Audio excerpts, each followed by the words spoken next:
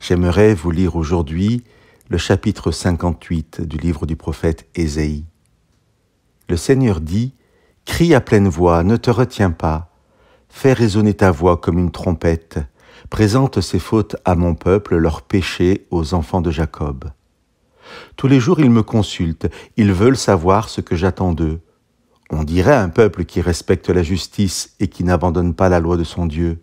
Ils me demandent des jugements justes, ils veulent que je sois proche d'eux.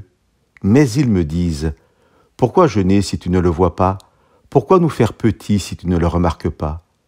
Alors je réponds : le jour où vous jeûnez, vous vous occupez aussi de vos affaires et vous agissez durement avec vos ouvriers. Quand vous jeûnez, vous vous disputez et vous frappez les autres à coups de poing. Ce n'est pas en jeûnant de cette manière que vous ferez entendre votre voix là-haut. Le jeûne qui me plaît, est-ce qu'il ressemble à cela ? Est-ce une façon correcte de vous faire petit devant moi, pencher la tête comme un roseau, mettre un habit de deuil, se coucher dans la poussière ? Est-ce que vous appelez cela un jeûne, un jour qui me plaît ? Voici le jeûne qui me plaît.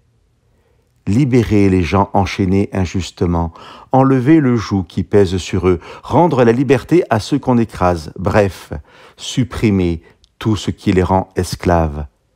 C'est partager ton pain avec celui qui a faim, loger les pauvres qui n'ont pas de maison, habiller ceux qui n'ont pas de vêtements. C'est ne pas te détourner de celui qui est ton frère.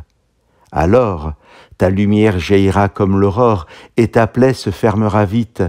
Tes bonnes actions marcheront devant toi et la gloire du Seigneur fermera la marche derrière toi. Quand tu appelleras, le Seigneur répondra. Quand tu crieras, il dira : je suis là. Si tu fais disparaître de ton pays ce qui écrase les autres, les gestes de menace et les paroles blessantes, alors ta lumière se lèvera dans la nuit, ton obscurité sera comme la lumière de midi. Ce sera la même chose si tu partages ta nourriture avec celui qui a faim, si tu donnes à manger à ceux qui sont dans la misère. Le Seigneur sera toujours ton guide. Même en plein désert, il te donnera à manger et te rendra des forces. Tu seras comme un jardin bien arrosé, comme une source qui coule toujours. Tu relèveras les vieux murs détruits, tu reconstruiras sur les fondations abandonnées depuis toujours.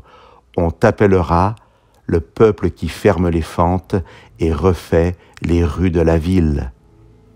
Chers amis, que Dieu vous bénisse.